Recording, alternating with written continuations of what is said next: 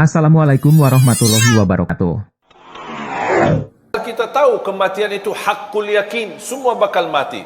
Kalau ada yang boleh kekal, itu Nabi Muhammad sallallahu alaihi wasallam. Karena di saat sakaratul maut Allah tawarkan melalui malaikatul maut, mau kekal di dunia atau mau ambil wafat, pilih yang mana? Rasulullah SAW, karena sudah selesai tugasnya, sudah selesai dakwahnya, sudah sempurnakan agamanya, dia tidak mau milih hidup, malah dia justru berkata, Ar-Rafiq al-A'la, Ar-Rafiq al-A'la, saya ingin bertemu Allah. Sudah buat apa lagi saya hidup di dunia ini? Makanya Rasulullah SAW bersabda, Man ahabba liqa' Allah, ahabba Allahu liqa'ah. Barang siapa yang mencintai bertemu Allah, Allah juga cinta dan sayang bertemu dengan kita. Tapi ada orang, na'udzubillah, pas menghadapi sakaratul maut, dia tidak mau bertemu Allah karena perilakunya. Makanya kita harus berbaik sangka, harus bersenang. Kapan tiba saatnya, kita tunjukkan perasaan kebahagiaan, kesenangan. Itu kematian bukan berarti kita akan menghadapi keburukan. Justru yang membuat kita senang menghadapi kematian, karena selepas kematian kita akan bertemu sama Allah. Bahagia enggak? Ya seharusnya bahagia. Kita disuruh bertemu sama orang terkenal, atau sama orang pejabat besar, atau sama orang presiden. Masa kita tidak senang? Sama Allah aja kita merasa takut. Segala sesuatu yang kita takuti, kita tidak berani menghadapi. Binatang yang membahayakan apa, atau ada seorang preman yang mengganggu kita dan orang zalim, kita melewati jalannya aja kita tidak berani, takut. Segala sesuatu yang kita takuti pasti akan kita melarikan diri dari apa yang kita takuti. Kecuali satu, kalau kita semakin takut pasti akan semakin dekat. Siapa? Allah. Tak ada orang mukmin yang takut sama Allah tapi dia kabur. Mau kabur ke mana? Mau ke mana lari? Tak ada yang bisa tolong selain Allah. Makanya semakin kita takut, justru semakin kita cinta, semakin kita dekat sama Allah. Bukan takut dihukum, tapi kita merasa ada rasa takut karena belum mampu menyempurnakan hak Allah. Ini yang membuat kita semakin enak, semakin dekat, semakin senang, semakin suka beribadah, semakin suka berzikir. Karena hubungan kita sama Allah tidak boleh terlepas dari tiga hal. Rasa harap,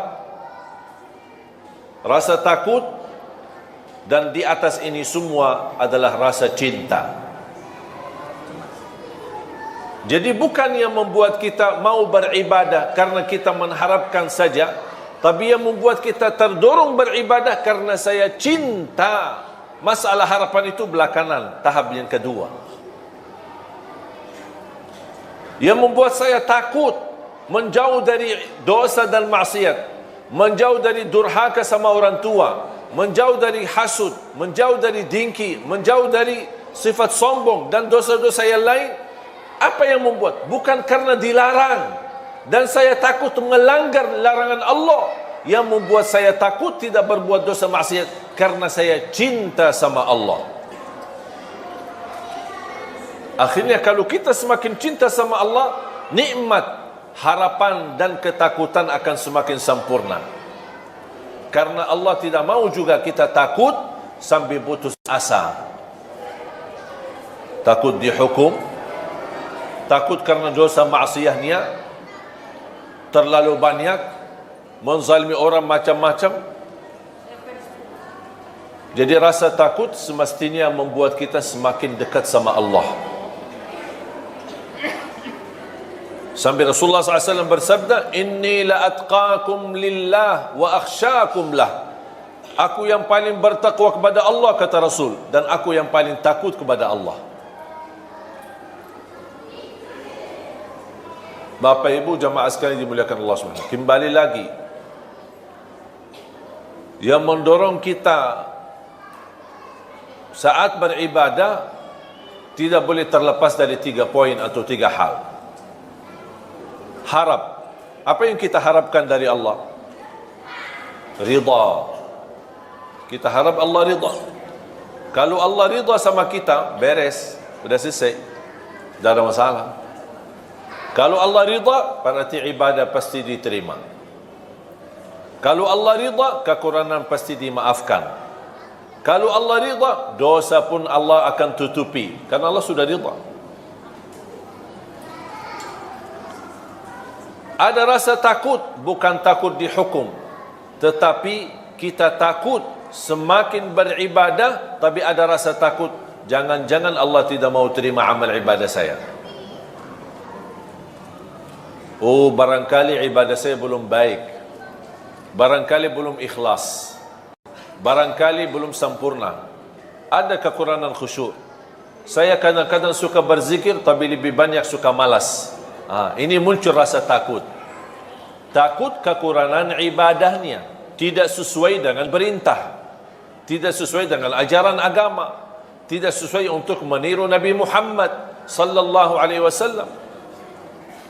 Dan rasa takut itu akan mendorong kita akan semakin lebih baik.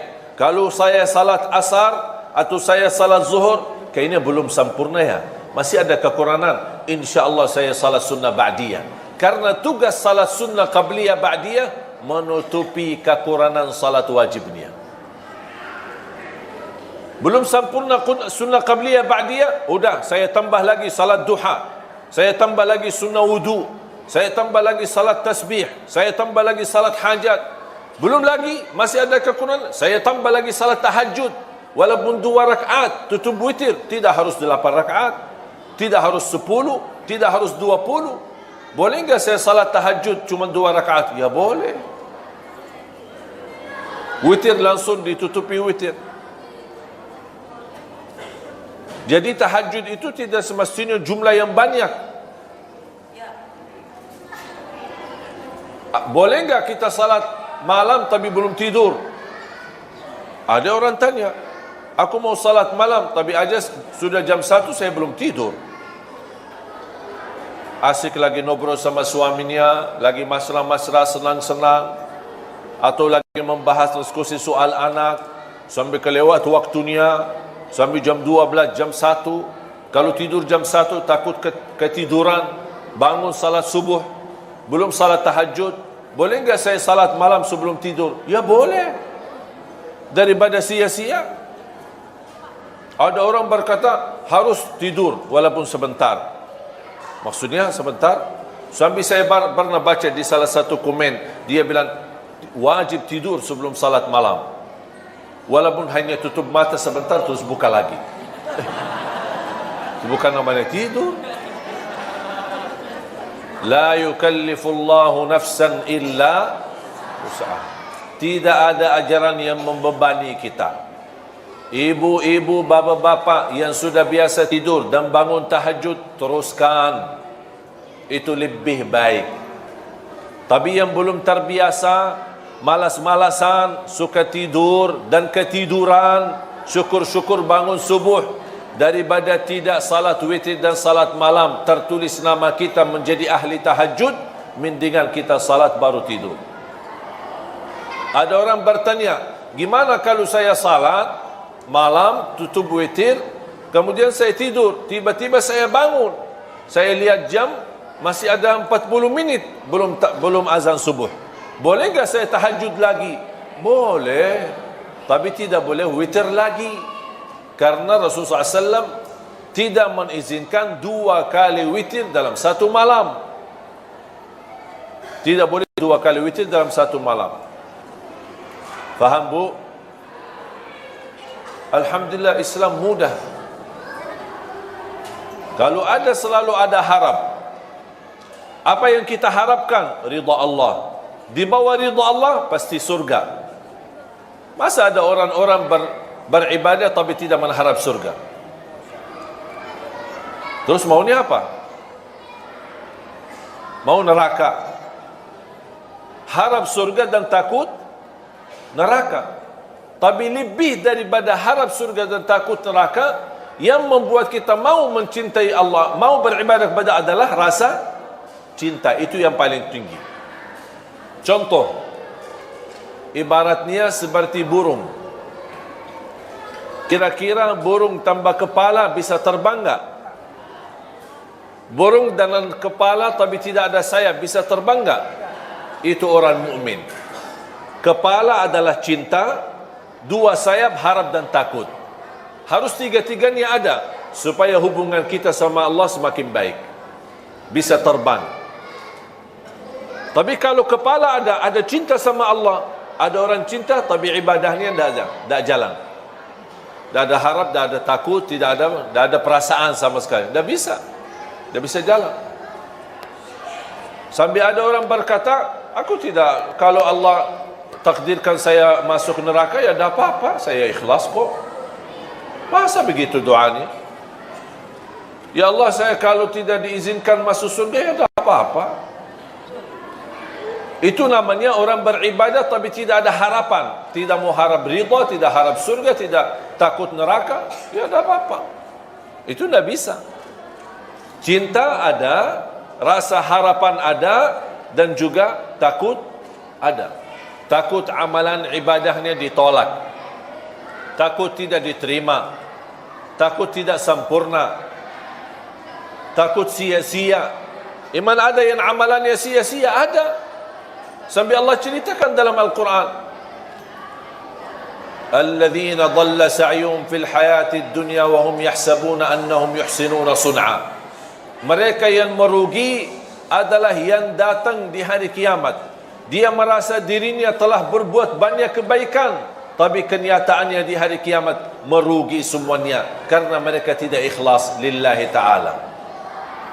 Sia-sia. Kalau orang mukmin dia takut amalannya jadi sia-sia. Dia takut amalannya menjadi riya. Berarti ada sifat takut. Jadi kembali lagi ingat, seperti burung. Kepalanya adalah cinta, rasa cinta. Dua sayap harapan dan takut sama Allah Subhanahu wa taala. Sama seperti ada orang bekerja.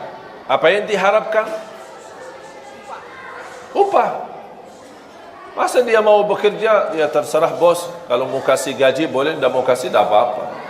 Ada yang mau enggak gitu? Tidak ada yang mau. Kalau dipotong aja pasti dia ngamuk. Pak, kenapa dipotong gaji saya? Oh, karena sudah 3 kali telat.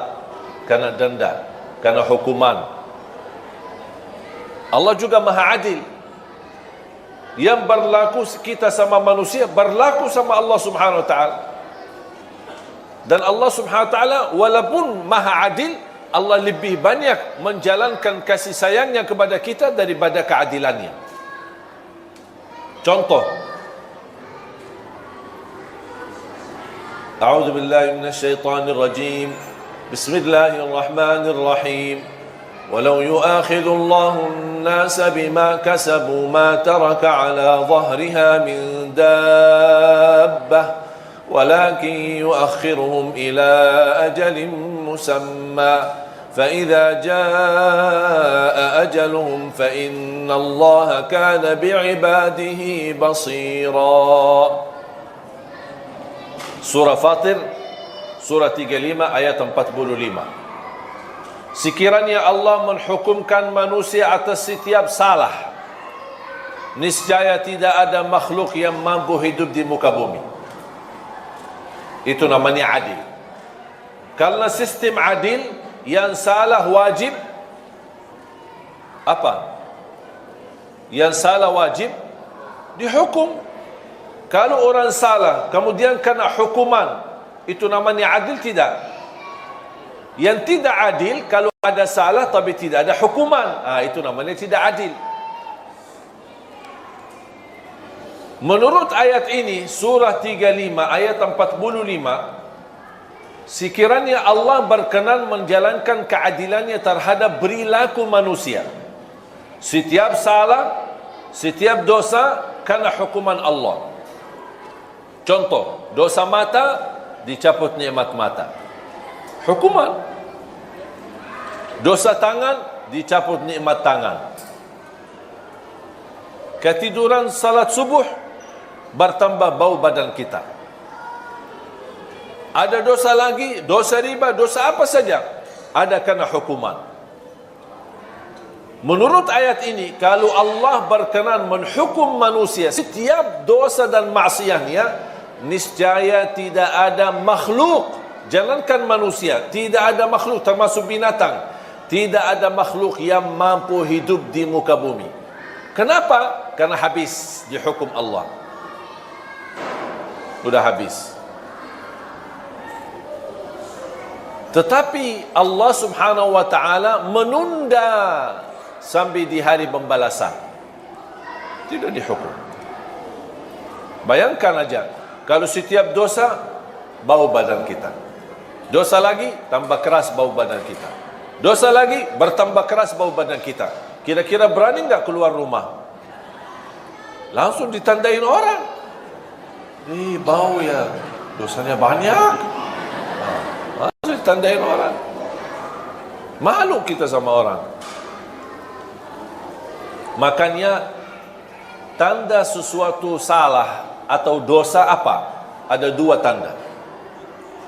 Kadang-kadang ada orang melakukan sesuatu, tapi dia berkata, tidak apa-apa.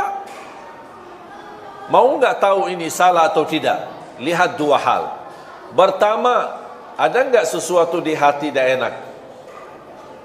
Kalau muncul perasaan di hati tidak enak, berarti itu tidak benar. Tinggalkan saja. Jangan kesana kemari cari fatwa. Majlis ulama, kiai, ustaz. Kalau sudah muncul perasaan di hati tidak enak, jauhkan. Kalau bukan haram, berarti syubhat. Syubhat. Hati-hati dari syubhat. Islam menajarkan hal-hal yang tidak jelas pun kita jauhi, apalagi kalau sudah jelas haram. Tanda yang kedua, kalau kita melakukan hal tersebut, kita malu dilihat orang. Faham, Bu? Saya ulang lagi. Tanda yang pertama, apa yang kita lakukan atau ada yang mau melakukan sesuatu, kalau muncul perasaan di hati tidak enak, berarti jangan dilakukan. Walaupun ada kiai, ustaz bilang boleh. Tanya diri, jangan tanya ustaz. Tanya hati. Kalau hatinya tidak enak, itu fitrah. Tidak mungkin Allah memberikan hati tidak enak kalau sesuatu yang boleh. Kalau sesuatu boleh dalam pandangan agama, pasti hati enak. Kalau sesuatu yang tidak boleh, walaupun kita belum faham karena masih bodoh agama, tapi muncul perasaan tidak enak, berarti sudah cukup menjadi tanda Anda jauhi. Cukup. Walaupun hal itu tidak haram 100% atau tidak jelas haramnya, kalau muncul perasaan tidak enak, itu tanda kalau tidak haram berarti syubhat. Syubhat artinya belum jelas. Islam menajarkan kalau belum jelas, mendingan tidak usah. Daripada salah. Tanda yang kedua, kalau kita lakukan, muncul perasaan, kalau ayah saya tahu, malu. Berarti tidak benar itu. Kalau guru saya tahu, pasti marah. Berarti tidak benar. Berarti kalau ada tanda malu dilihat sama orang atau ditahu sama orang, berarti ketahuilah yang kita lakukan itu tidak benar, tidak baik. Sudah faham? Dan ini bukan kata saya. Itu kata Rasulullah sallallahu alaihi wasallam. Wal ithmu ma haka fi nafsika wa karihta an yattali'a alaihi an-nas. Dosa dan keburukan adalah yang jengkel di hati, ada perasaan tidak enak, kayak rasa gatal, kefikiran, di mana ya? Itu sudah Rasul kasih tahu. Berarti Rasul mengajarkan kita tanya hatimu dulu. Tanya hatimu dulu. Hati yang suci, hati yang fitrah, insyaAllah tidak mungkin terima kemungkaran. Tidak mungkin terima kebatilan. Kecuali na'udzubillah kalau hatinya munafik. Semuanya halal. Bahkan yang haram jadi halal, boleh. Korupsi dia membolehkan. Malah bagi uang korupsi untuk haji. Enak. Dia fikir Allah mau terima. Allah maha baik dan Allah tidak terima selain yang baik. Jangan mencuri orang, curi hartanya terus sedekah. Saya suka anak yatim, tapi diambil curian orang. Nah, Allah tidak bakal terima. Allah terima yang halal. Dari mana dan kemana? Makanya kita ingat, kembali kepada fitrah dan hati kita yang suci. Apapun yang jengkel di hati, atau kita malu dilihat dan ditahu sama orang, berarti sudah menjadi tanda cukup buat kita tidak melakukan hal tersebut. Bapak Ibu jamaah sekalian dimuliakan Allah Subhanahu wa taala. Manfaatkan usiamu.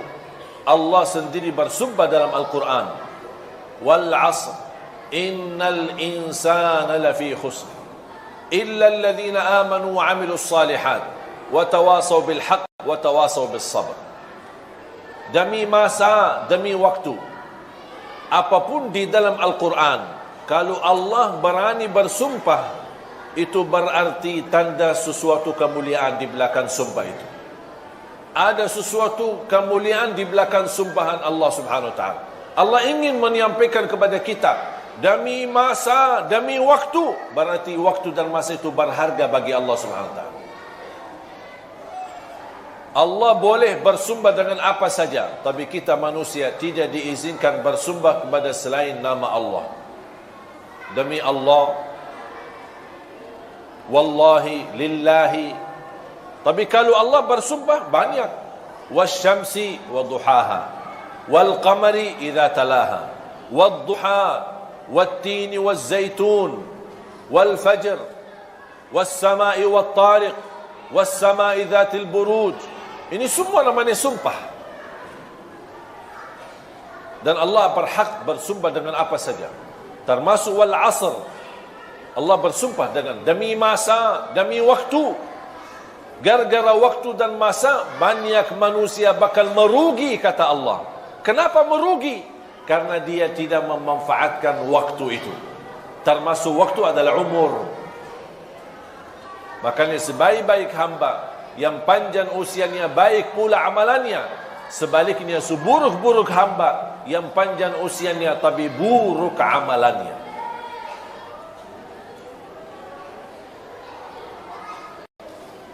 Jangan sampai menjadi orang yang merugi. Masih diberikan apa lagi nikmat sehat. Manfaatkan nikmat sehatmu sebelum kesakitanmu. Jangan kita hanya kenal Allah pas saat sakit. Sudah sakit, tidak akan maksimal. Dulu masih sehat, tapi tidak salat. Pas begitu sakit, tidak bisa berdiri. Terpaksa salat duduk. Makanya di dalam keadaan duduk, pasti pahalanya tidak sempurna. Siapa yang diberikan kesempurnaan pahala ketika dia sakit? Kalau dia di masa sehat, tetap masih beribadah. Ketika dia sakit, Allah tidak akan menurani kesempurnaan pahalanya. Karena dia di masa sehat, tetap jaga ibadah. Beda sama yang dikurangi pahalanya. Di masa sehat dia tidak beribadah, pasti masa sakit dia ingat sama Allah. Allah tidak akan sempurnakan pahalanya.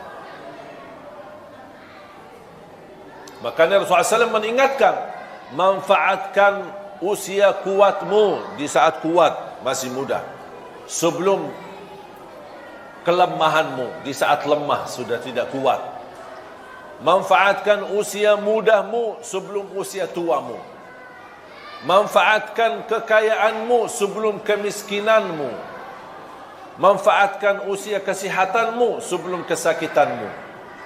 Manfaatkan kehidupanmu sebelum menghadapi kematianmu. Ini Rasul mengajarkan, manfaatkan. Pasti orang yang lagi sehat beda sama orang yang sakit.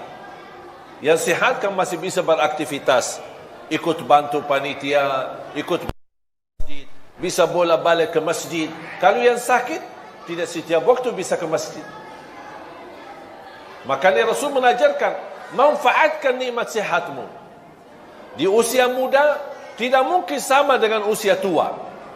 Aktivitasnya pasti berkurang, apalagi sudah pensiun. Apa sih, mau kemana sih? Tidak ada, diam di rumah sambil ribut-ribut di rumah, sampai semua keluarga besar merasa terganggu. Pak, dah ada kerjaan ya? Oh, lagi dah ada kerjaan, sudah pensiun. Matiin TV, hidupin TV, matiin AC, hidupin AC. Mau kemana? Dari mana?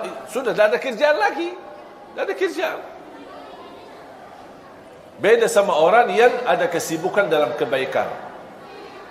Saat kita ada harta, jangan lupa kita sisahkan rezeki buat nafkah, infak, sedekah, kebaikan. Kenapa? Karena bisa nanti satu saat kita miskin, tidak berkesempatan. Makanya Islam menajarkan di saat masih ada, manfaatkan di ketika ada untuk di jalan Allah Subhanahu wa taala. Supaya Allah ganti. Kalau tidak dapat diganti di dunia, dijamin akan diganti berlipat ganda di akhirat, sampai 700 kali lipat. Dan selalu saya berkata, isilah tabungan rekening akhirat sebelum tabungan rekening dunia. Kalau tabungan rekening dunia yang kita fokuskan untuk isi, besok kita meninggal, kita yang isi, kita yang capek kumpulkan, tapi dimanfaatkan orang lain. Ahli waris, syukur-syukur kalau ahli waris salih-salihah, kalau tidak ribut-ribut. Tapi kalau kita isi tabungan akhirat, siapa yang bermanfaat bukan buat ahli waris, tapi manfaatnya buat diri kita. Makanya kata ulama, rizki yang sesungguhnya bukan yang kita simpan, bukan yang kita wariskan kepada ahli waris, tapi rizki yang adalah yang milik kita, yang kita akan bakal ketemu adalah yang kita buatkan di jalan Allah. Yang kita keluarkan di jalan Allah berarti ini buat diri kita, bukan buat siapa-siapa. Sedekah subuh disertai doa. Walaupun ibu-ibu lagi halangan tidak salat, boleh enggak kita tetap jalani sedekah di waktu subuh? Tetap masih boleh. Isi sedekah disertai doa. Contoh, ya Allah, aku mohon dengan berkah sedekah ini, sembuhkan kedua orang tua. Kalau orang tua lagi sakit, orang tua sudah tidak ada, ya Allah, aku mohon dengan berkah sedekah ini, titipkan pahalanya untuk kedua orang tua. Yang sudah lama menikah, belum punya keturunan, ya Allah, aku mohon dengan berkah sedekah ini, mudahkan keturunan dan dahsyat dan kekuatan sedekah subuh. Yang sudah punya keturunan, ya Allah, aku mohon dengan berkah sedekah ini, berilah kepada keturunan kami menjadi penghafal Al-Quran. Lagi melamar kerjaan di mana-mana, kita isi sedekah subuh. Ya Allah, aku mohon berikan kemudahan lamaran kerja bisa diterima. Ya Allah, dengan berkah sedekah ini, mudahkan rizki yang bisa membawa saya ke tanah suci haji dan umrah. Itu namanya sedekah disertai doa. Tapi tolong Bapak Ibu disesuaikan sedekahnya. Jangan sedekahnya koin, tapi doanya sampai terbit matahari. Malu sama Allah. Kata malaikat, sedekahnya koin-koin, teng-teng-teng, tapi kok doanya dah habis-habis. Kalau saya usulkan, satu kali sedekah, fokus satu hajat. Begitu tuntas hajatnya, nanti lanjut lagi sedekah untuk hajat yang lain. Wallahi Bapak Ibu, sedekah subuh dahsyat manfaatnya. Mulai hari ini, ibu, bapa, adik-adik, teman-teman semua sekalian, mulai hari ini masing-masing punya kotak amal sendiri. Suami satu, istri satu, anak-anak satu, masing-masing. Termasuk anak-anak kita, supaya diajarkan dari kecil. Anak bayi kita, ibu yang masukin sedekahnya atas nama si bayi itu. Supaya mereka tertanam dari kecil cinta sedekah, cinta memberi. Karena ini sifat-sifat para nabi, para awliya, para salihin, memberi. Rasul pun tidak punya apa-apa, tapi suka memberi. Makanya isi sedekah termasuk anak-anak kita. Ajarin anak-anak untuk bisa berdoa. Lagi menghadapi ujian, isi sedekah subuh. Ya Allah, mudahkan ujian biar saya lulus. Ajarin. Segala hajatnya sekecil apapun, insya Allah diberikan kemudahan oleh Allah Subhanahu Wa Taala. Ajarin anak-anak kita seperti itu. Ketika sudah isi kotak amal atau botol atau kaleng, langsung sedekahkan dengan segala isinya. Kalau sudah isi, sudah full, tidak bisa isi lagi, sedekahkan. Dan saya nasihatkan, jangan dicoba buka kotak amal tersebut. Jangan dibuka. Saya khawatir kalau dibuka, rubah fikiran. Lumayan ini. Apalagi ada tagihan bulan ini, ada tagihan sana, tagihan sini. Udah. Karena sifat manusia cinta harta. Cinta harta. Biar orang susah payah miskin, tapi cinta tetap harta. Ketika muncul ada pemberian, dia tidak mau. Makanya saya bilang, ketika kotak amal jangan dibuka, tutup mata, serahkan aja. Boleh ke masjid, ke musalla, kepada salah satu pengurus yang kita percaya, atau ke yayasan, ini tolong silahkan bebas digunakan. Sedekah buat tahfizul Quran, bina anak-anak hafiz Quran, apa saja boleh kita sedekahin. Anak yatim, orang miskin, duafa, bisa kita kumpulkan. Sekali lagi, jangan dibuka ya. Setuju? Sudah isi, bismillah, ikhlas lillahi ta'ala. Datang setan, buka aja, lihat aja isinya, biar ibu tahu berapa jumlah sedekahnya. Dah usah terima. Dah, maaf setan, saya tidak mau. Saya tidak mau tahu. Saya lillahi ta'ala, sekecil apapun, seikhlas apapun, sebanyak apapun, lillahi ta'ala. Dan saya sudah menajarkan diri saya, lebih baik banyak ikhlas daripada sedikit tidak ikhlas. Assalamualaikum warahmatullahi wabarakatuh. Kunci anda sukses dunia akhirat, percayalah takdir. Dan semua takdir itu baik, tapi kita belum tahu rahasianya. Selama saya di Indonesia, itu yang saya ambil pelajaran, kita orang Indonesia selalu harus dunia. Tidak ada akhirat sendiri.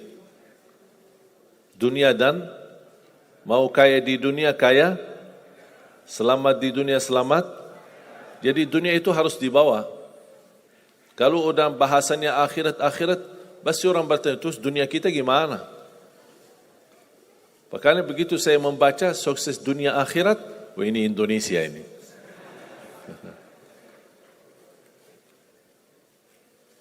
Bahkan hampir setiap ibadah kita pasti yang dikejar dunia. Saya sudah dakwah sebelum di Indonesia, di mana-mana. Tapi baru pertama kali pas saya di Indonesia diminta amalan, gimana supaya dapat amalan mudah kerja, dapat amalan mudah urusan, dapat amalan lancar rezeki, dapat amalan. Jadi ujung-ujungnya semua untuk urus dunia. Makanya saya buatkan satu buku. Habis saya sudah fahami dan belajari karakter orang Indonesia. Orang Indonesia dah mau yang ribet-ribet, mau yang mudah, yang enak dan masuk surga. Betul? Makanya saya buatkan satu buku, 20 amalan mudah tapi pahalanya sangat menakjubkan. Mudah diingat, mudah dihafal, mudah diamalkan, tapi pahalanya sangat luar biasa. Bapak Ibu jamaah sekalian, kalau benar-benar ingin anda sukses dunia akhirat, harus kita percaya sepenuhnya takdir. Kuncinya di situ. Percaya sepenuhnya takdir.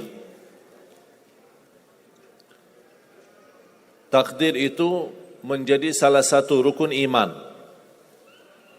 Rukun iman ada berapa? 6. Rukun Islam? 5. Salat berapa waktu? 5 atau 4? Yakin 5? Soalnya benar tak salat subuh?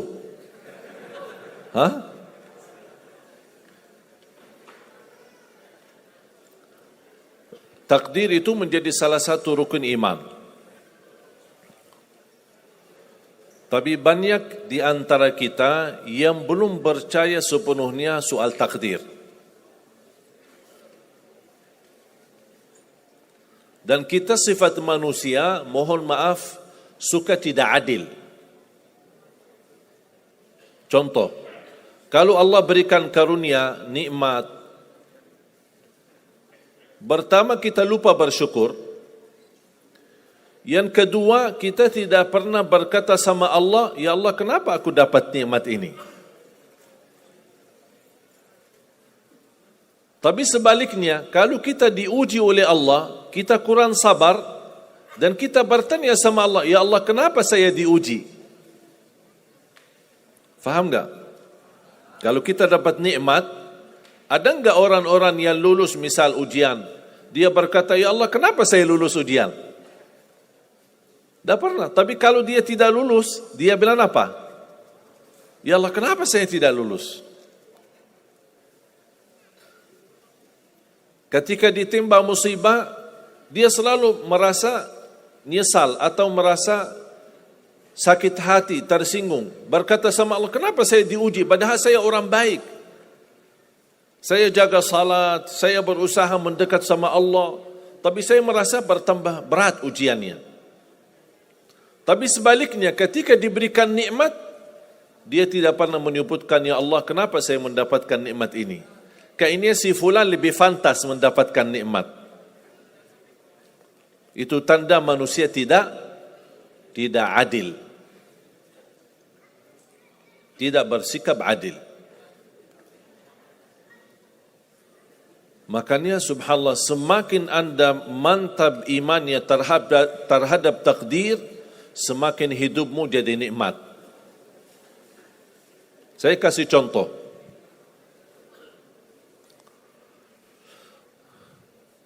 Tidak ada persoalan masalah takdir baik. Itu bukan masalah bagi kita. Justru kita bertambah senang kalau kita mendapatkan takdir yang baik. Tapi yang menjadi persoalan bermasalah bagi kita adalah takdir buruk. Ketika ditimpa musibah, ketika ada ujian, ada sakit, kesulitan, penghasilan yang tidak mencukupi, dan banyak masalah keluarga, masalah rezeki, masalah sama majikan, masalah di kerjaan, itu yang membuat banyak beban fikiran.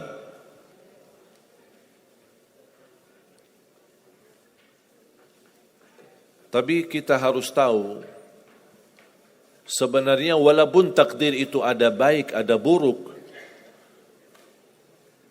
kenyataannya buruk, nampaknya buruk, tapi hakikatnya baik. Hakikatnya baik. Tapi kapan kita bisa tahu takdir yang buruk ini bisa menjadi baik bagi kita? Belum tentu sesaat terjadi ujian itu. Bisa jadi belakangan, bahkan bisa menjadi sekian lama baru kita tahu dan sadar. Ternyata takdir itu baik bagi kita.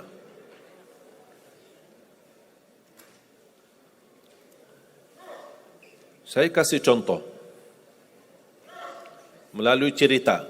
Saya buatkan satu cerita, ingin memberikan pesan kepada orang muslim, orang beriman, betapa besar karunia Allah dan pertolongan Allah melalui takdir. Ada seorang berdoa, dan saya yakin anda semua berdoa. Setiap berkesempatan, setiap salat, setiap sujud atau tahajud, duha, pasti anda semua berdoa. Ada yang diinginkan, ada yang hajat-hajat yang belum terkabul, belum tercapai. Bertemu orang salih, bertemu ulama, bertemu habib, minta didoakan. tolong doakan, semoga lancar urusan saya, semoga dapat jodoh, semoga insya Allah dapat keturunan, semoga hasil dan rezeki yang saya dapatkan menjadi berkah dan bermanfaat bagi saya dan keluarga.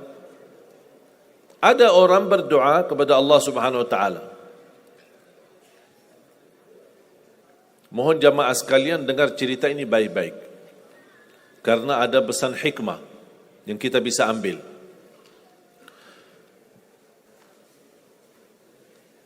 Orang ini berdoa tapi tidak melebihi selain doa meminta jodoh yang salihah, yang cantik, yang kaya. Itu aja doanya, dari yang lain. Setiap salat, ya Allah, jodoh yang salihah, yang cantik, yang kaya. Tahajud, ya Allah, jodoh yang salihah, yang cantik, yang kaya. Doa pas buka puasa, itu aja doa, tidak ada yang lain. Tidak minta ampun, tidak minta rahmat, tidak minta karunia, tidak minta keselamatan. Butuh banget ini jodohnya.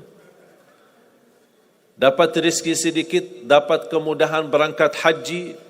Selama dia berhaji, selama dia tawaf 7 kali, itu aja doanya. Ya Allah, jodoh yang salihah, yang cantik, yang kaya. Safa Marwah sa'i, ya Allah, jodoh yang salihah, yang cantik, yang kaya. Tak ada yang lain.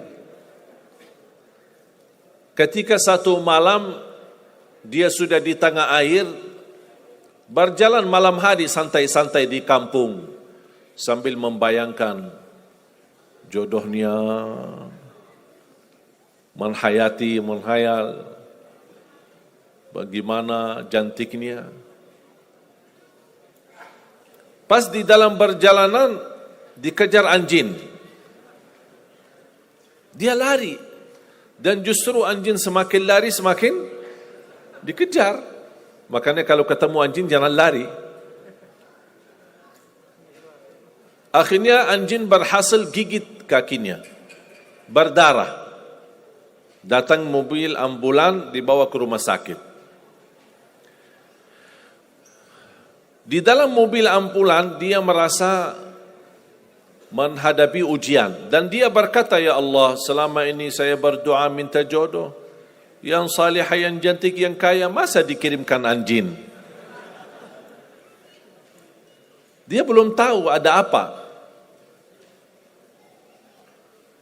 Dan ini yang sering kita lakukan, terlalu cepat respon dan berkata yang tidak baik ketika kita diuji oleh Allah, sedangkan kita belum tahu apa yang akan terjadi sesudah itu. Ambulan dibawa ke rumah sakit, dan subhanallah, dirawat di rumah sakit seorang dokter yang cantik, yang salihah, yang kaya, jadi jodohnya.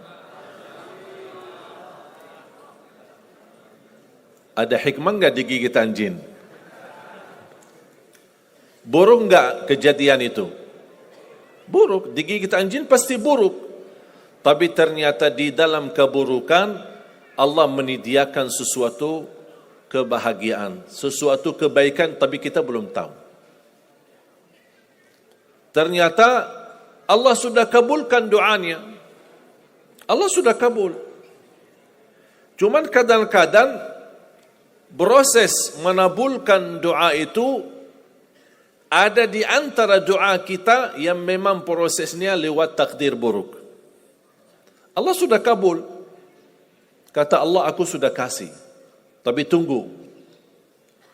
Seperti ini orang, doanya terus, ya Allah, jodoh yang salih, yang cantik, yang kaya, jodoh yang salih, yang cantik, yang kaya. Allah sudah kabulkan doanya, tapi jodohnya ada di rumah sakit. Berarti harus sakit dulu. Gimana cara sakit dulu? Allah punya bermacam cara, berbagai macam cara. Bisa sakit, tiba-tiba sakit, bisa apa saja alasannya. Di antaranya tentara Allah yang ada di bumi, semua yang bernyawa makhluk Allah, patuh dan taat kepada Allah Subhanahu wa taala. Di antaranya anjing. Allah perintahkan gigit si fulan biar ketemu jodohnya di rumah sakit. Jalanin tugas. Memang kita menyesal ketika terjadi kecelakaan, tapi kita tidak tahu apa hikmah di belakang kecelakaan itu. Dan sering saya bilang sama jemaah, mudah-mudahan Allah kabulkan semua hajat-hajatmu. Walaupun digigit, mau enggak digigit anjing dulu?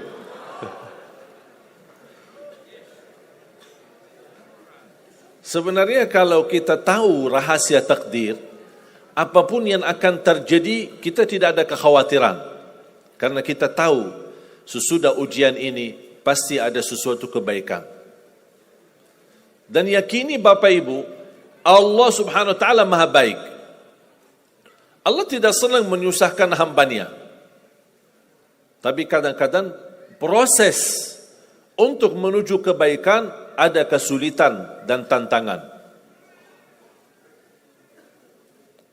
Seperti cerita seorang bapa yang bercita-cita untuk berhaji.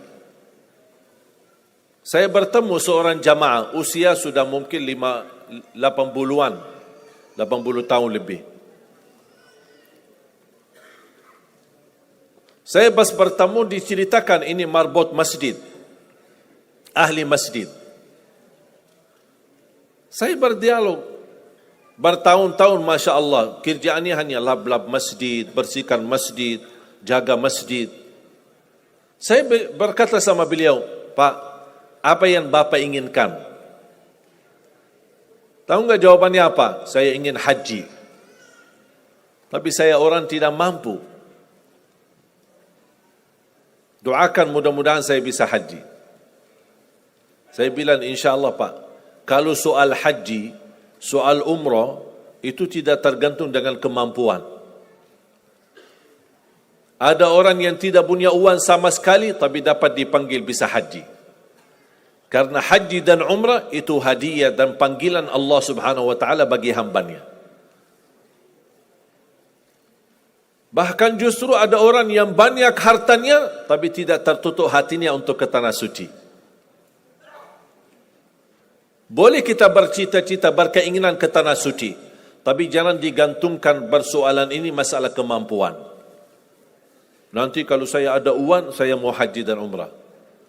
Belum tentu saat sudah ada uang, belum tentu haji dan umrah. Kalau belum dipanggil oleh Allah Subhanahu wa taala. Saya berkata sama beliau, Bapak kalau sudah saatnya dipanggil oleh Allah, pasti Bapak akan berhaji. Tiba-tiba saya menerima telefon dari anak beliau. Habis saya ketemu kira-kira beberapa bulan, saya terima telefon menyampaikan bapaknya kecelakaan. Kok gimana kecelakaan? Apa ceritanya? Dia bilang habis keluar dari masjid, pulang malam hari, nampaknya ada mobil, pas ayahnya lagi seberang jalan, ada mobil tidak memperhatikan, kemudian tabrak.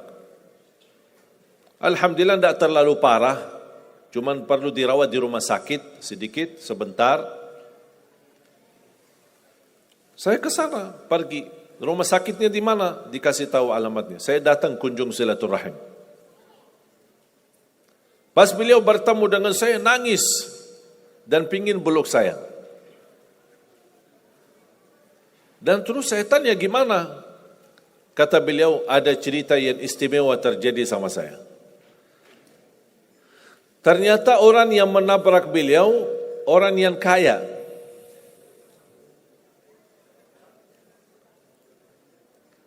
Habis itu, orang yang kaya minta maaf sama si bapak ini. Mohon maaf Pak Haji, mohon maaf Pak Haji. Beliau tambah nangis. Orang kaya bingung, ya kenapa saya setiap mohon maaf, malah nangis dia. Ditanya, kenapa Pak nangis? Sakit? Tidak, karena Bapak dari tadi bilang Pak Haji, sedangkan saya belum haji. Tertutup hati orang yang kaya, yang dia sediakan biaya haji dan bisa berangkat.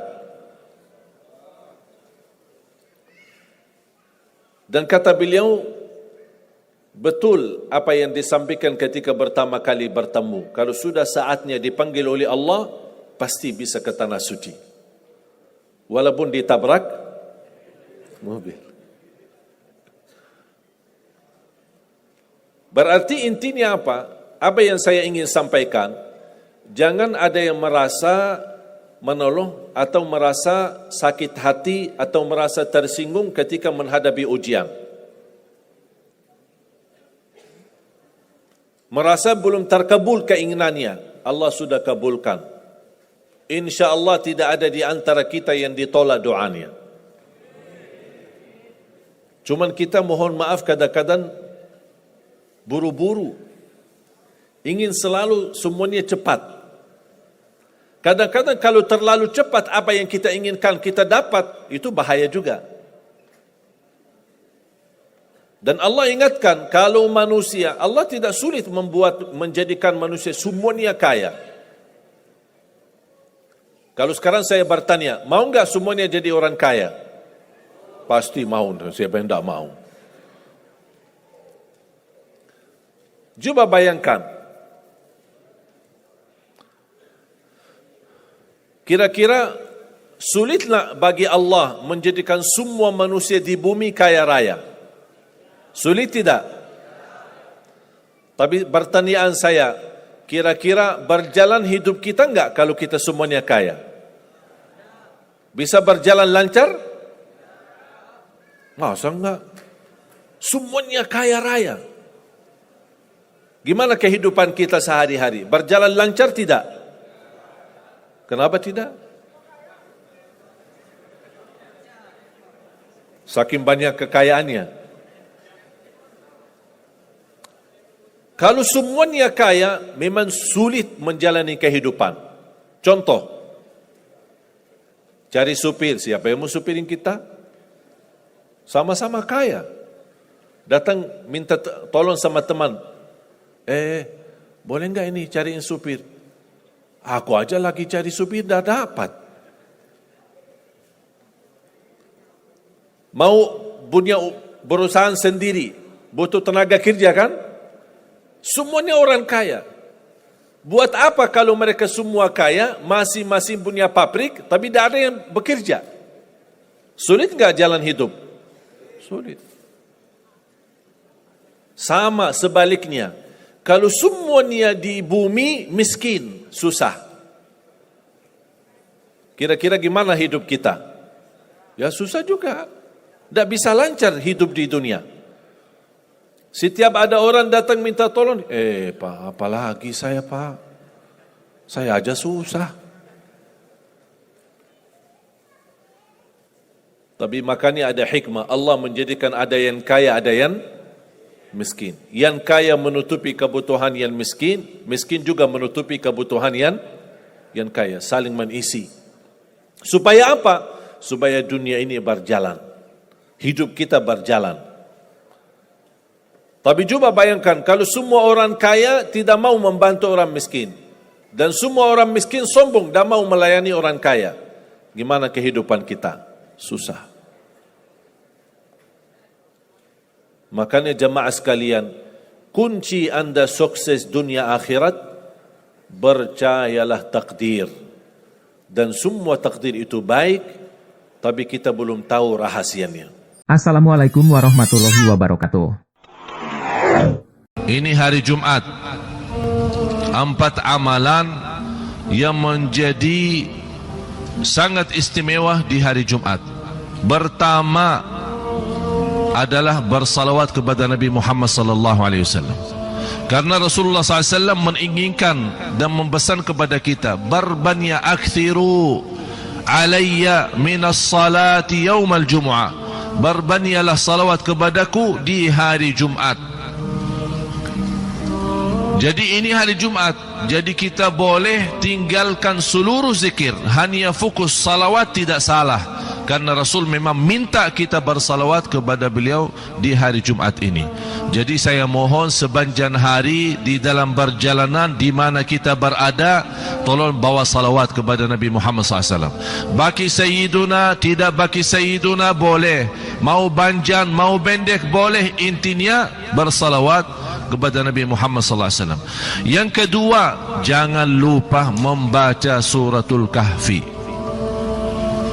Al-Kahfi, suratul Kahfi 110 ayat. Kalau kita merasa sekaligus, apalagi yang belum biasa merasa keberatan, panjang juga ya. Tapi begini saja, boleh dibagi. Maksudnya dibagi apa? Misal habis kita punya acara ini ya, sebelum pulang baca 1 halaman. Nanti sebelum Jumat baca 2 halaman. Selepas Jumat baca 2 halaman. Begitu salat selesai asar, selesaikan sisa suratul Kahfi. Sudah selesai. Jadi suratul Kahfi tidak harus menutupi sekaligus, bisa dibagi. Jadi mohon maaf Bapak Ibu, jangan lupa membaca suratul Kahfi. Kalau anda belum bisa membaca, ada sebagian belum bisa baca, boleh simak murattal atau lewat HP suratul Kahfi. Orang yang menyimak Al-Quran sama pahalanya dengan yang membaca Al-Quran. Al-Qari'u wal mustami'u ajruhuma sawa. Yang ketiga adalah doa. Bapak Ibu, ada 1 jam di hari Jumat, barang siapa yang berdoa di 1 jam itu, doanya tidak akan ditolak. Doanya tidak akan ditolak. Rasulullah sallallahu alaihi wasallam bersabda di hadis yang sahih, sa'atun akhiru sa'atin min naharil jumu'ati la yuwafiquha 'abdun muslimun illa istujibalah. Ada 1 jam dalam hari Jumat itu, barang siapa yang dapat berdoa di 1 jam itu akan mendapatkan diijabah doanya, tidak ditolak Allah SWT doanya. Ulama memiliki berbeda pemahaman terhadap 1 jam itu. Yang mana dimaksud 1 jam? Dari kumpulan bermacam riwayat hadis, 1 jam yang paling kuat untuk diterima doanya adalah 1 jam yang terakhir sore hari. Kira-kira sebelum maghrib 1 jam, berarti kita sudah bisa mendapatkan doa. Silahkan berdoa. Saya subhanallah bangga kalau waktu di Madinah saya melihat ulama kita, para guru, para orang salih yang ada di Masjid Nabawi. Begitu mereka kalau lagi belajar ilmu atau lagi berbicara agama, begitu sudah tinggal tersisa 1 jam sebelum maghrib, semua tinggalin kerjaan. Kenapa? Masing-masing sibuk berdoa. Oleh kerana itu istimewa, jangan sampai tertinggal. Yang terakhir, yang keempat adalah bersedekah di subuh hari. Kenapa saya berkata bersedekah di subuh hari? Apalagi habis kita sama-sama laksanakan salat berjamaah. Kalau kita perhatiin, banyak di dalam Al-Quran Allah mengikatkan infak, sedekah dan salat. Contohnya, alladzina yuqimuna as-salata wa mimma رزقناهم ينفقون الذين يقيمون الصلاة ويؤتون الزكاة إن الذين يتلون كتاب الله وأقاموا الصلاة وأنفقوا مما رزقناهم. Jadi banyak ayat Allah mengikatkan infak, sedekah dan salat. Saya mengambil pelajaran, salah satu cara Allah subhanahu wa ta'ala memurahkan rezeki seorang, mendatangkan rezeki dengan cara yang istimewa, menjaga sedekah setiap salat. Apalagi di subuh hari. Kenapa saya bertambah di subuh hari? Karena memang selepas subuh ada 2 malaikat berdoa. Allahumma a'ti munfiqan khalafa wa'ti mumsikan talafa. 2 malaikat berdoa. 1 mendoakan baik bagi orang yang berinfak di subuh hari. Ya Allah, lipatkan ganda, gantikan yang dia sedekahin perlipat ganda. Yang kedua adalah malaikat mendoakan orang-orang yang kikir di subuh hari, yang pelit di subuh hari, tidak mau bersedekah di subuh hari. Dia berdoa, ya Allah jangan berkahi hartanya. Na'udzubillah. Berarti jemaah sekalian, kalau kita tidak mampu itu namanya uzur. Tapi kalau kita mampu, tapi tidak membiasakan diri bersedekah di subuh hari, jangan sampai kena doa malaikat itu. Oleh kerana itu kita malah berharap doa malaikat yang mendoakan, ya Allah gantikan dan lipatkan ganda apa yang dia telah infakkan dan sedekahkan. Assalamualaikum warahmatullahi wabarakatuh. Assalamualaikum warahmatullahi wabarakatuh. Alhamdulillahi rabbil alamin. Allahumma salli ala sayyidina Muhammad wa ala ali sayyidina Muhammad. Subhanaka la ilma lana illa ma 'allamtana innaka antal alimul hakim. Para habaib yang saya cintai, para alim ulama yang saya muliakan, para kiai, para asatiz, para jamaah sekalian, bapak-bapak, ibu-ibu yang hadir di Majlis Damai Indonesiaku, pemirsa TV One dimanapun Anda berada, semoga senantiasa dalam lindungan Allah Subhanahu wa Ta'ala. A'udzu billahi minasy syaithanir rajim. Bismillahirrahmanirrahim. يا أيها الذين آمنوا استعينوا بالصبر والصلاة إن الله مع الصابرين. صدق الله العظيم. Hei orang beriman, bertolonglah kepada Allah dengan salat dan sabar. Yang menarik saya di ayat ini ujungnya. Padahal Allah sebutkan kata salah dan sabar. Tapi kenapa tidak disebutkan innallaha ma'al musallin? Allah bersama orang yang salat. Tapi disebutkan Allah bersama orang yang sabar. Karena ibadah salat sendiri membutuhkan sabar. Banyak sekarang tidak bersabar, berarti tidak mampu melaksanakan salat dengan baik. Tidak sabar menikmati suasana tarawih di bulan suci Ramadan. Tidak sabar untuk menjalankan ibadah kepada Allah Subhanahu wa Ta'ala. Bukan hanya bersabar atas ujian, tapi ibadah sendiri butuh sabar. Bangun tengah malam untuk salat malam butuh sabar. Kita menahan diri lapar dan tidak makan dan tidak minum, itu butuh sabar. Mendekatkan diri kepada Allah Subhanahu wa Ta'ala butuh sabar. Melawan hawa nafsu butuh sabar. Bahkan balasan Allah Subhanahu wa Ta'ala bagi orang yang sabar hanya surga. Selama ini kita selalu hafal atau belajar tidak ada balasan bagi haji mabrur selain surga. Ternyata ada ibadah yang balasannya surga, itulah sabar. وَجَزَاهُمْ بِمَا صَبَرُوا جَنَّةً وَحَرِيرًا. Allah Subhanahu wa Ta'ala membalas dengan kesabaran itu surga dan disebutkan kata sutra wa harira.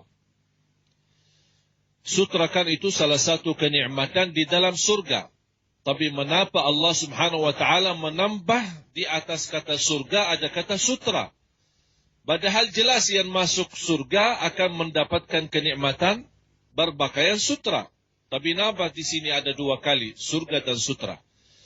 Karena sabar itu adalah salah satu ibadah yang cukup pahit dan kasar. Kita merasa kasar luar biasa, merasa kekerasan, merasa keberatan. Diberjuangkan kita bersabar, kita mendapatkan yang menghilangkan pahitnya adalah surga Allah.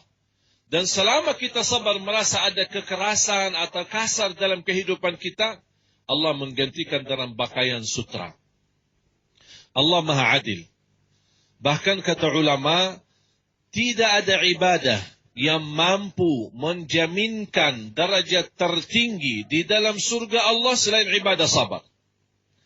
Bisa ada seorang tahajud setiap malam.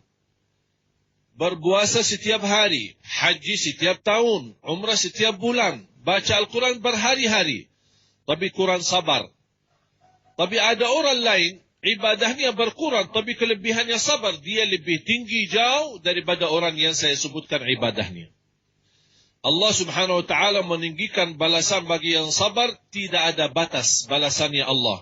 وَجَزَاهُمْ بِمَا صَبَرُوا إِنَّمَا يُوَفَّى الصَّابِرُونَ أَجْرَهُمْ بِغَيْرِ حِسَابٍ.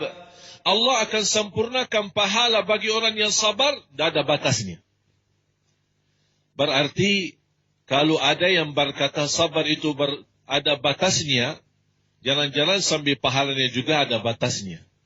Allah sudah menjanjikan sabar tidak ada batas, berarti pahala kalau tidak ada batasnya, sabar pun tidak ada batasnya. Dan mulai langkah sabar adalah mulai dari ucapan. Supaya hati ini bisa merasa tenang, bisa rasa nyaman, itu mulai ucapan. Ketika kita ditimpa musibah, Allah subhanahu wa ta'ala sudah memerintahkan malaikat, lihatlah apa kata hambaku setelah mendapatkan musibah. Ada keluarga meninggal, orang tua meninggal, sahabat akrab meninggal, saudara, kakak, adik, istri, suami. Orang-orang yang kita sayangi tiba-tiba meninggal, ada berita meninggal, pasti kita sedih. Kata Allah kepada malaikat, coba apa kata hambaku telah aku memberikan musibah itu. Malaikat menjawab, ya Allah, hambaku berkata, Alhamdulillah, inna lillah wa inna ilaihi raji'un. Apa jawabannya Allah subhanahu wa ta'ala? Kata Allah, ibnu li'abdi baitan fil jannah wa sammuhu baital hamd. Bangunlah di dalam surgaku istana, dan dinamakan istana itu istana Alhamdu. Karena dia pertama ucapan ketika menghadapi sebuah musibah atau ujian, dia segera dengan kata Alhamdulillah. Ucapan Alhamdulillah itu membuat hati kita mulai tenang. Oleh karena itu, dalam keadaan apapun jamaah sekalian, selalu kita ucapkan Alhamdulillah. Dapat rezeki, Alhamdulillah. Dapat ujian, Alhamdulillah. Baru kita bilang Inna lillah wa inna ilaihi raji'un. Allah subhanahu wa ta'ala di situ akan menurunkan banyak berita-berita gembira bagi orang yang sabar. Wa basyiris sabirin alladzina idza asabathum musibatun qalu inna lillahi wa inna ilaihi raji'un. Apa yang mereka dapat? Ulaika alaihim salawatun min rabbihim. Salawatun min rabbihim. Akan Allah salawat kepada orang yang sabar. Kira-kira jamaah sekalian, Allah pernah salawat kepada siapa? Kepada Rasul. Inna Allah wa malaikatahu yusalluna ala nabi.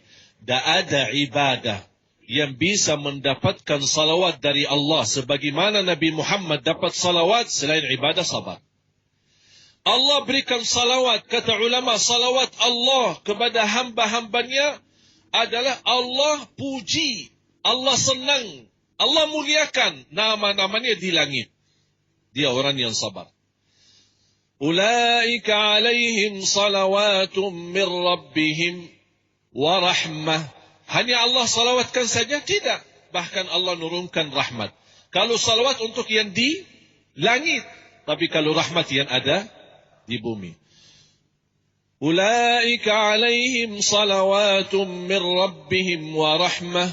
Wa ulaika humul muhtadun. Ini subhanallah hadiah besar bagi orang yang sabar.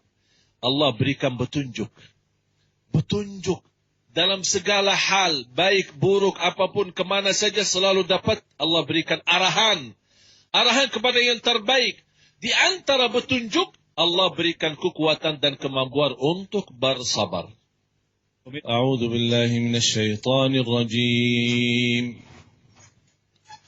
وَلَنَبْلُوَنَّكُمْ بِشَيْءٍ مِّنَ الْخَوْفِ وَالْجُوعِ وَنَقْصٍ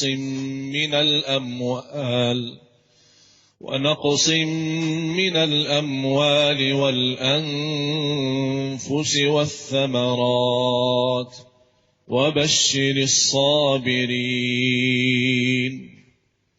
صدق الله العظيم ولنبلونكم بشيء Allah firmankan bisyai'in, sebagian akan diuji dengan ketakutan, kelaparan, dengan kekurangan harta, ujian-ujian keturunan. Hal-hal tapi Allah sebutkan kata bisyai'in. Berarti bukan sepenuhnya kehidupan akan jadi takut. Kalau kata bisyai'in berarti akan muncul sesuatu ketakutan tapi sementara terus hilang. Dan bakal menjadi cerita lalu. Oleh karena itu Allah mendahulukan وَلَنَبْلُوَنَّكُمْ بِشَيْءٍ. Sebentar aja, sedikit aja. Tapi Alhamdulillah kita rasa di negeri kita masih aman. Dibanding apa yang kita mendengar melalui berita, bagaimana kondisi di Yaman, bagaimana kondisi di saudara kita di Irak, bagaimana di Palestina, bagaimana di Suria, bagaimana negara-negara yang lain, yang tidak habisnya. Setiap hari kita ada saja berita-berita yang menakutkan. Kita ingat, ketika Allah memberikan ujian bagi mereka besar ujiannya, berarti kita yang mendapatkan ujian masih jauh lebih ringan apa yang dihadapi oleh mereka.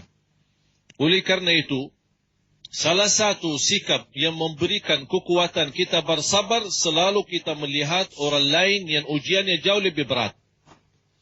Jangan kita melihat orang yang jauh lebih nikmat, orang yang lebih kaya, orang yang lebih mulia, orang yang lebih lancar hidupnya. Justru kalau kita tidur nyaman di rumah kita, ingat ada orang tidur di bawah jembatan. Kalau kita bahkan yang bersih, ada orang makan sisa makanan yang sudah terkumpul di dalam sampah. Kalau kita bisa minum air bersih, Alhamdulillah. Tapi ada banyak di negara lain susah mendapatkan air bersih.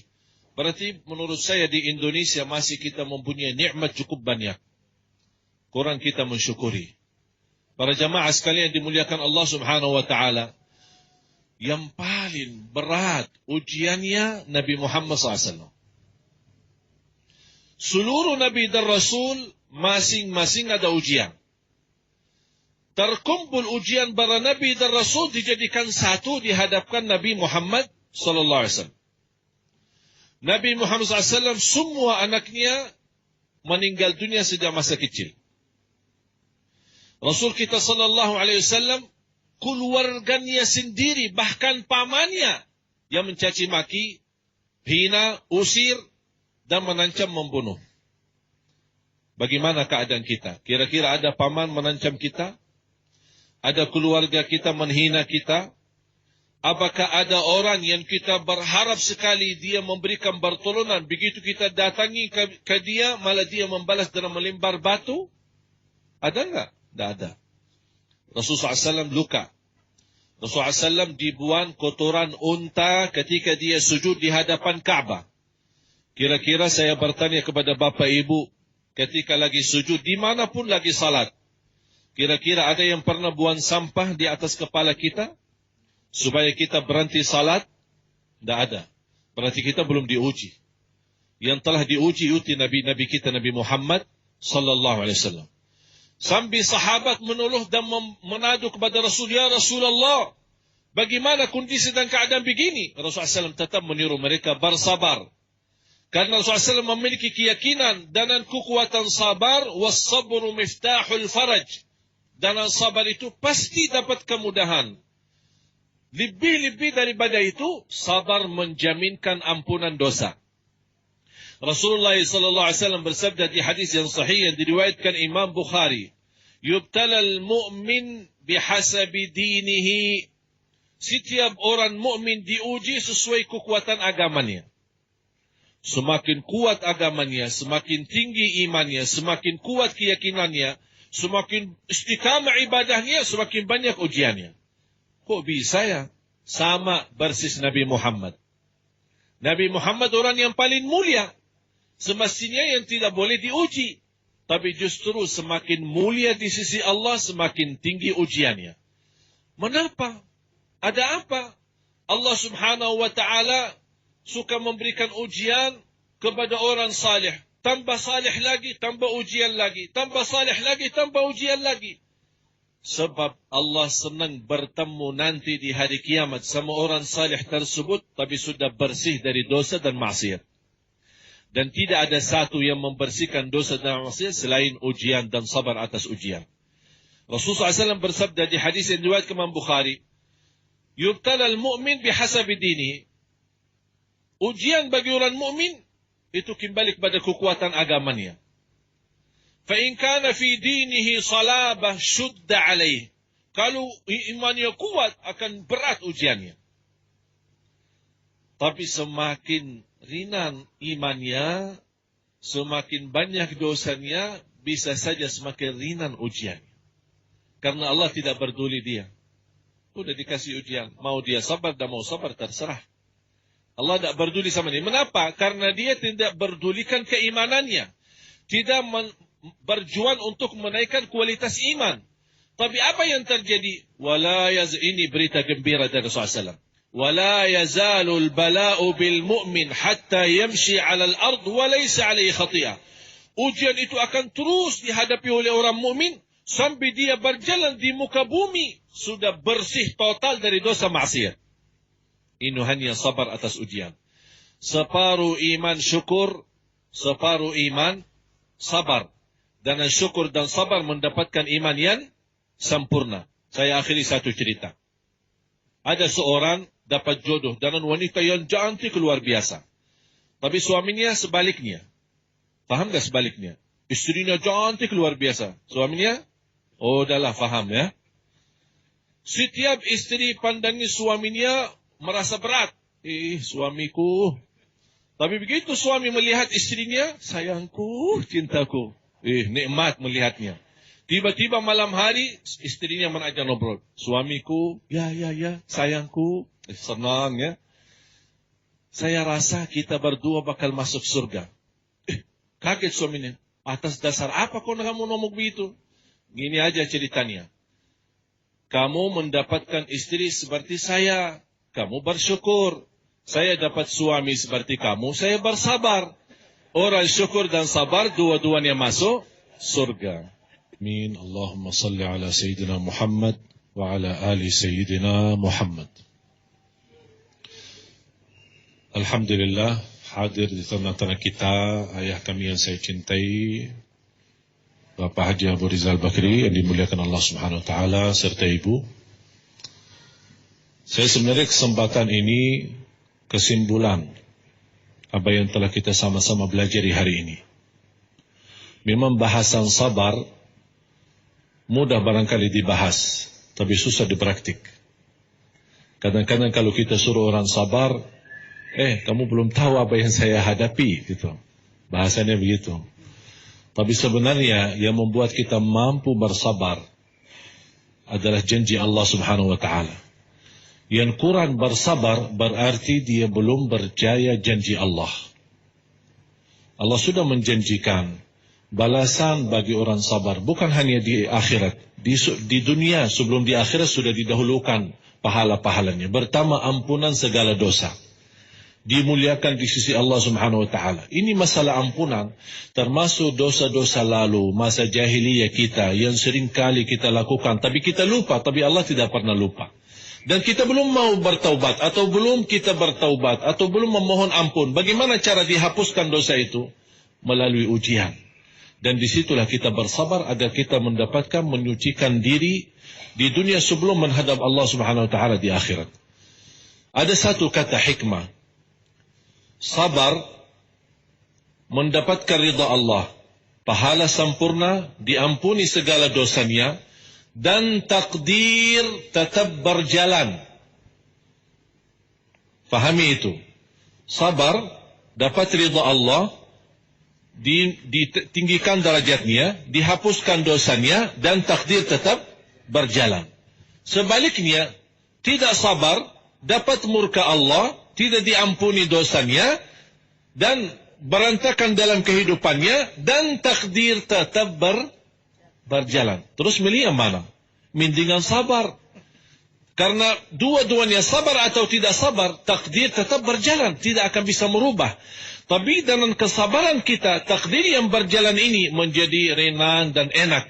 Karena kita masih mendapatkan pahala di sisi Allah Subhanahu wa ta'ala. Innallaha selalu bersama orang yang sabar. Luar biasa indahnya zikir. Bapak Ibu, zikir itu termasuk salah satu amalan sederhana. Pahalanya di sisi Allah jauh lebih besar. Sampai Rasulullah SAW menjelaskan di hadis yang sahih, Ala unabbi'ukum bi afdali a'malikum wa azkaha 'inda malikikum wa khairul lakum min infaqidh dhahabi wal warq wa khairun min an takhruju lil jihadi fi liqa'i aduwikum fayadribu a'naqakum wa tadribu a'naqahum. Ya Allah, panjang sekali hadis ini. Apakah kalian mau tahu saya memberikan amalan kepada kalian? Rasul ini berbicara sama sahabat. Saya akan memberikan amalan jauh lebih mulia di sisi Allah, jauh lebih baik daripada amalan yang lain, jauh lebih besar pahalanya daripada mensedekahkan emas dan perak dan mensedekahkan segala harta. Jauh lebih besar daripada menghadapi musuh saat perang. Mereka membunuh kita atau kita membunuh mereka. Kaget sahabat, ini jihad. Jihad lawan musuh. Apa saja amalan yang jauh lebih tinggi daripada itu semua? Rasul menjawab singkat saja, zikrullah. Zikir kepada Allah. Fadhkuruni, tanda-tanda kita mencintai Allah, banyak sebut Allah. Kalau kita berbanyak sebut Allah, berarti kita akan termasuk orang yang akan Allah sebutkan nama kita. Fadhkuruni. Kalau kita menunggu Allah juga zikir kepada kita, bagaimana Allah zikir kepada kita? Kan fadhkuruni, zikir kepada Allah. Azkurkum, zikir Allah kepada kita. Apa zikir Allah kepada kita? Akan Allah selalu ingat kepada kita. Apapun kebutuhan kita, apa keperluan kita, apa keinginan kita, apapun hajat kita, akan Allah selalu ingat dan mengabulkan doa kita. Jamaah sekalian, inilah namanya. Begitu anda wudu sebelum azan 10 menit atau 15 menit, tinggalin semua dunia, HP semua tinggalin, terus isi zikrullah. Subhanallah, kalau kita bisa seperti ini, saya yakin salat kita jauh akan lebih baik. Karena kenapa zikir sebelum salat itu? Karena dia memberikan persiapan batin. Bersih semua, HP jauh semua bersih. Jadi fikiran zikir. Yang dimegang tangannya boleh tasbih atau pakai jari sendiri. Terus zikir. Begitu sudah masuk Allahu Akbar, ikuti dengan suara azan, dan habis azan angkat tangan berdoa. Subhanallah, indah. Belum ikamat, belum kita selesai sunnah qabliyah, kita sudah siap batin dengan cahaya zikir. Begitu masuk salat, waktu wajib kita, ternyata nikmat salat. Tolong amalan ini yang saya baru saja sampaikan, pertama kali saya sampaikan cara ini, saya mohon dipraktis dan diamalkan. Anda sendiri akan merasa, oh ternyata betul. Yang paling berat, kita mengutamakan Allah saat punya keinginan. Contoh, di sini ada muncul dua hal. Pertama, mau enggak salat malam? Yang kedua, tidur aja. Jadi tidak ada tidur enggak, tidak ada. Tapi yang ada, mau salat malam enggak? Tidur aja. Ini yang kedua. Di sini supaya bagaimana kita bisa mencintai Allah, di sini ujiannya. Allah melihat kita sudah nawaitu dengan alarm jam 3 atau jam 2, berarti kita sudah ada niat kan? Ada niat. Tapi ini niat tidak cukup. Harus ada bukti. Begitu kita mendengar, kalau kita tidak mendengar sampai sudah ketiduran, tapi benar-benar tidak merasa, tidak mendengar, Allah Maha tahu kondisi dan keadaan kita. Tapi Allah tidak akan memberikan keistimewaan bagi orang. Begitu dia megang HP-nya, matiin, kemudian dia tidur. Padahal ada bisikan, salat malam enggak, tidur aja. Tapi dia mengutamakan tidurnya daripada itu, namanya tidak bakal dicintai Allah. Karena yang membuat kita bangkit dan bergerak untuk bisa salat malam, di sini kan ada katanya bisa menguasai nafsu, melawan hawa nafsu. Di sini hawa nafsu ini apa? Hawa nafsunya di sini apa? Mau tidur. Berarti tidur itu kan enak. Salat malam jauh lebih enak, tapi nafsu kita mau istirahat. Tapi hati nurani kita mau menghadap Allah. Orang yang bangun dan dia mampu melawan hawa nafsu dan semangat. Bagaimana dia semangat? Dengan zikrullah. Alhamdulillahilladzi ahyana ba'da ma amatana wa ilaihi an-nusyur. Astaghfirullahaladzim. Bismillah, tawakkaltu Allah. Bangun, baca ayat, baca ayatul kursi, baca apa saja supaya menghilangkan syaitannya. Begitu anda bangun, begitu anda wudu, Allah subhanahu wa ta'ala setiap titisan air wudu membawa dosa keluar. Begitu anda salat, akan Allah cahayakan rumah, malaikat di langit melihat rumah itu keluar cahaya, orangnya di dalam rumah lagi salat malam. Kalau kita sudah menjadi kebiasaan, ketika satu malam kita memang sakit, sudah alarm sudah mau bangun, tapi sakit betul. Ternyata begitu kita bangun tapi tidak kuat, malaikat melihat ini rumah biasanya ada cahaya keluar, kok ini malam tidak keluar cahayanya. Turun salah satu malaikat mau ambil berita, ini ada apa. Begitu mereka turun, salah satu malaikat, oh orangnya lagi sakit. Naik lagi, dia sampingkan pada malaikat, orangnya lagi. Semua malaikat di langit rapat mendoakan, ya Allah sembuhkan. Subhanallah. Berarti malaikat sendiri menhayati cahaya salat malam kita. Sebagaimana kalau kita keluar malam, kita kadang-kadang melihat langitnya terang, kan? Itu katanya cahaya dari langit turun. Tapi kapan bisa cahaya dari bumi naik? Jangan sampai malaikat melihat malah ternyata gelap. Semua gelap. Karena cahaya yang bisa tembus ke langit bukan lampu PLN ya, bukan listrik ya, tapi yang bisa tembus ke atas adalah semua cahaya nurani kalbu kita saat kita lagi salat malam. Oleh karena itu, salah satu amalan yang bisa membawa kita dicintai Allah, harus anda mampu menguasai dan melawan hawa nafsu kita. Terutama saat merasa nafsu kita ingin sesuatu duniawi, ingin istirahat, ingin tidur, ingin mencari rizki tapi yang haram, tidak mau membedakan halal haram. Tapi di situ kita lawan, karena nafsu kita, mohon maaf, jiwa kita itu kan istilahnya mau yang enak-enak saja, tidak mau capek, yang enak-enak saja. Tapi begitu kita lawan, bukan yang enak diri saya, tapi yang enak Allah. Apa yang dienak Allah, apa yang disenang oleh Allah, apa yang diridai oleh Allah. Di situ kita selalu menanamkan dalam jiwa kita adalah kekuasaan hanya di tangan Allah. Jangan sampai memberikan nafsu kita yang memiliki kekuasaan. Di situ kita lama-lama akan memiliki hati yang sudah rusak. Begitu kita mau perbaiki, susah memperbaiki. Rata-rata jamaah kita sudah hafal Asmaul Husna. Hafal enggak? Hafal. Bisa rasakan artinya enggak?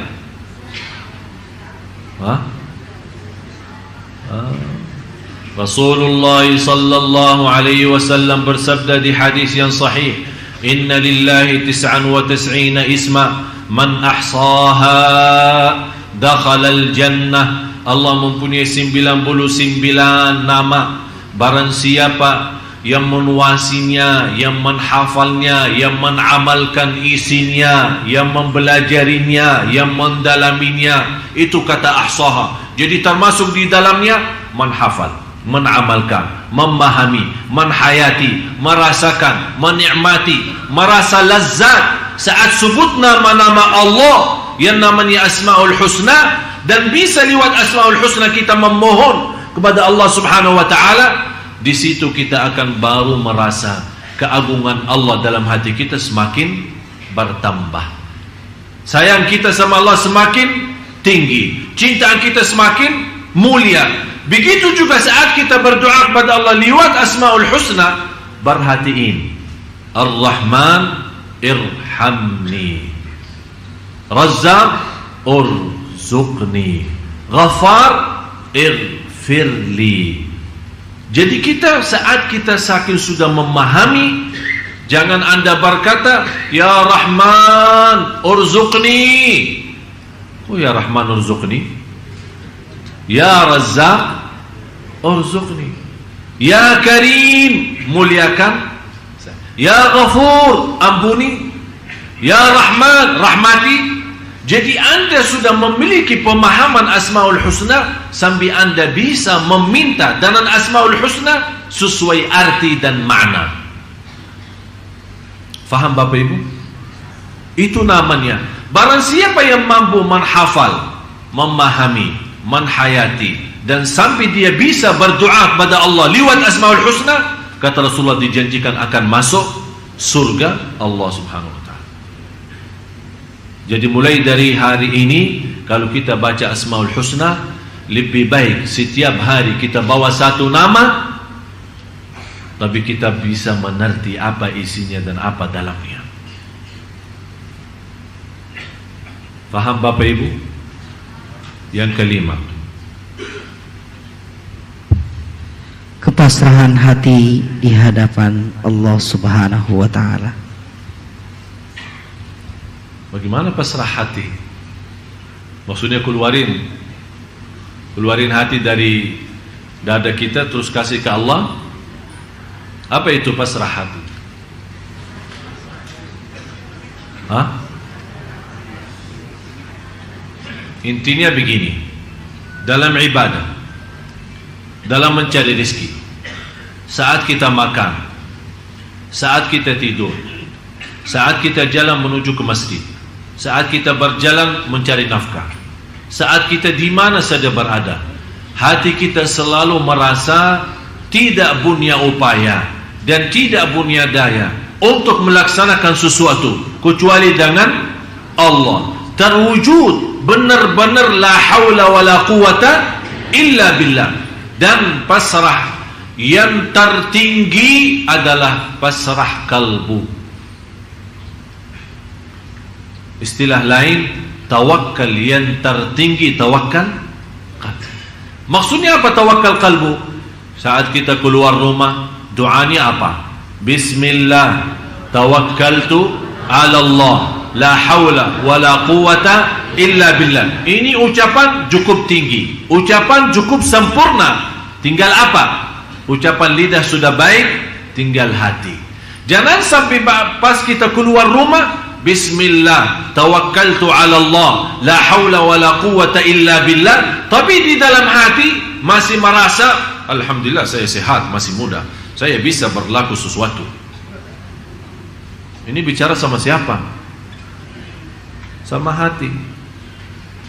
Yang seharusnya memantapkan ucapan ini, Bismillah, tawakkaltu ala Allah, la haula wa la quwata illa billah, bukan hanya lidah yang mengucapkan, tapi hati juga ikut mengucapkannya.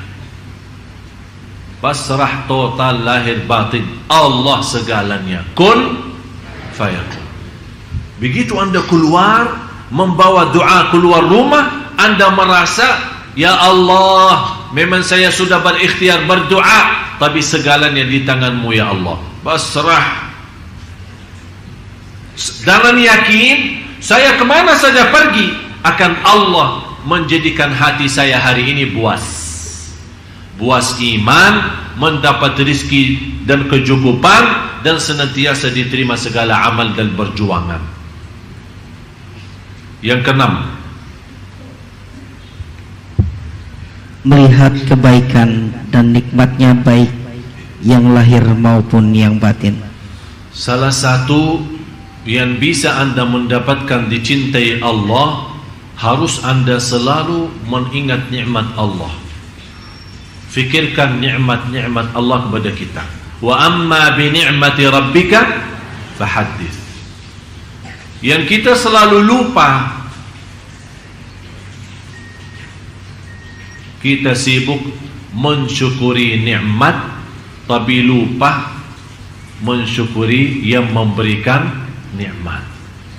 Kita sibuk menikmati nikmat tapi kita lupa mensyukuri yang memberikan nikmat. Kita sibuk untuk menghadapi cobaan tapi kita lupa minta tolong dari yang memberikan cobaan. Jadi selalu kita bayangkan, jangan Anda melihat posisi ujian. Kenapa manusia dinamakan dalam Al-Quran, innal insana lazalumun kafar wa in ta'uddu ni'matallahi la tuhsuha innal insana lazalumun kafar. Sungguh manusia amat zalim dan amat kafir. Amat zalim apa? Dia menggunakan nikmat yang telah diberikan oleh Allah yang tidak mampu dihitung. Dia menggunakan nikmat itu untuk menzalimi dirinya. Yang kedua, dia sangat kafir. Dia tidak mensyukuri Allah dan merasakan kemuliaan yang telah diberikan oleh Allah lewat nikmat-nikmat itu. Berarti dia mengkafirkan nikmat. Dia berkufur terhadap nikmat. Dinamakan oleh ulama kufrun ni'mah, kufur nikmat. Jadi Anda sebelum melihat sisi cobaan, yang seharusnya Bapak Ibu Anda melihat sisi kenikmatan. Bunya mata masih bisa melihat Al-Quran, bunya lidah masih bisa menyebut nama Allah, bunya telinga masih bisa mendengar azan dan kalam-kalam yang baik, bicara-bicara yang baik. Anda masih punya kaki bisa berlangkah-langkah menuju ke masjid silaturrahim dan kemana-mana mencari nafkah dan rezeki yang halal. Anda masih punya nafas yang bisa menaturkan nafasnya untuk Allah subhanahu wa ta'ala. Saya bertemu beberapa hari lalu seorang ibu sudah usia 90 tahun, sakit, tidak bisa bergerak. Begitu saya datang silaturrahim, saya bertanya, bagaimana Bu keadaannya? Dia menjawab, alhamdulillah. Tapi dalam kata alhamdulillah benar-benar tersentuh hati saya. Saya bilang, ibu, alhamdulillah atas apa? Ibu lagi sakit, sakitnya parah dan tidak bisa bergerak. Dia menjawab, alhamdulillah masih bunya 3. Bunya hati terisi iman, bunya lidah menyebut nama Allah, bunya akal masih bisa sadar siapa diri saya terhadap Allah. Dia sudah tidak melihat sakitnya, tidak melihat kakinya yang tidak berfungsi, tidak melihat tubuhnya yang tidak bisa bergerak, tapi dia melihat nikmat, bukan melihat ujian. Di situ dia merasa kenikmatan cukup besar, malah dia merasa masih kekurangan syukur. Itulah namanya hamba yang dicintai Allah. Karena kita orang mencintai Allah, semua nikmat terhitung. Tapi sekarang kita terbalik, malah semua ujian yang cobaan yang kita hitung. Kita hitung cobaannya, bukan hitungkan nikmatnya. Ini yang membuat kita lemah. Wa amma bi ni'mati rabbika fahaddits. Oleh karena itu jamaah sekalian, begitu Anda diuji Allah, jangan lihat apa itu ujiannya, tapi lihat berapa masih tersisa nikmat yang lain. Kalau Allah berikan 100 nikmat, yakini yang ujiannya hanya 2, Anda masih bisa menikmati 98. Jangan Anda rugi iman gara-gara kehilangan 2 nikmat. Akhirnya mendapatkan cobaan yang jauh lebih besar adalah kehilangan iman dan kehilangan syukur. Tidak usah fikirin sebagaimana ibu yang tadi. Dia sudah tidak melihat sisi sakitnya dan tidak melihat umurnya dan tidak melihat dia tak bisa bergerak, tapi dia masih bisa merasakan iman, yang kalbu yang terisi iman. Lidah masih Allah izinkan untuk sebut nama Allah, dan akal masih bisa sadar. Kata ibu, saya kenal banyak keluarga saya malah jauh lebih muda daripada umur saya, tapi sudah istilahnya bikun ya, sudah tidak bisa nyambung. Tapi dia masih bisa, begitu dengar azan dia bisa berfikir, oh ini salat, ini waktu salat, ini waktu Quran, ini waktu zikir, ini nikmat besar. Begitu dia merasa nikmat seperti ini, walaupun dia merasa hanya memiliki 3 dibanding ujian, ternyata 3 itu jauh lebih besar, memberikan keringanan menghadapi cobaan dan ujian. Oleh karena itu Bapak Ibu, salah satu yang memberikan energi dan kekuatan menghadapi cobaan dan ujian, jangan lihat ujiannya, tapi lihat kenikmatan nikmat-nikmat yang masih ada. Jangan sampai Allah cabutkan nikmat itu, malah bertambah kita rugi dunia dan rugi. Hadirin yang dirahmati Allah, itulah tadi ceramah agama atau tausiah yang disampaikan oleh guru kita Syekh Ali Jaber, yaitu tentang amalan ringan yang paling menakjubkan di bulan Syawal.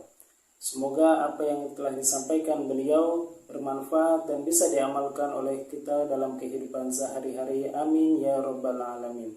Demikian yang bisa saya sampaikan. Assalamualaikum warahmatullahi wabarakatuh.